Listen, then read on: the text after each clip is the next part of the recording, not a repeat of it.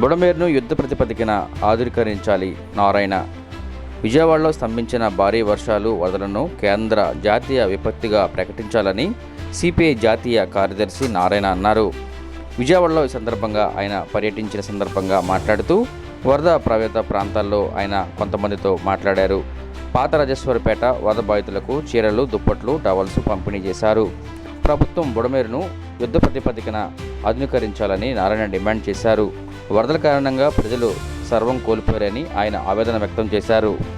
120 సంవత్సరాల క్రితం వచ్చినటువంటి ఎల్లవ ఇప్పుడు ఫస్ట్ టైం మళ్ళీ వచ్చింది, చాలా పెద్ద ఎత్తున వచ్చింది. అందుకే ఇటు కొల్లేరు నుంచి ఇక్కడ విజయవాడ దాకా మొత్తం ఎన్నో మనం చూపించాం.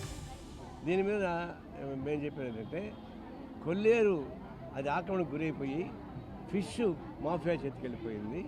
చెరువులు పెద్ద పెద్దవి చేశారు, రోడ్లు వేశారు, 500 ఎకరాల నుంచి 2000 ఎకరాల దాకా అయినది.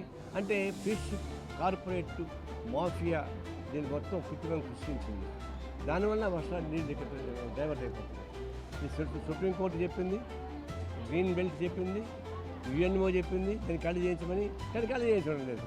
కనుక దీని కెలామిటీకి గతంలో ముఖ్యమంత్రి అందరూ, జగన్మోహన్ రెడ్డి కావచ్చు, చంద్రబాబు నాయుడు కావచ్చు, రాజశేఖర్ కావచ్చు, ముఖ్యమంత్రి అందరూ బాధ్యనే ఈ కొల్లేరుని ఆ విధంగా ఫిష్ మార్కెట్ అప్పటికి ఆ పాపం ఇంకా ఆయన కొట్టుకొస్తా ఉంది.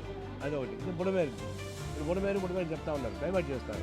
బుడమేరు కాదు, బుడమేరు 1903లో బ్రిటిష్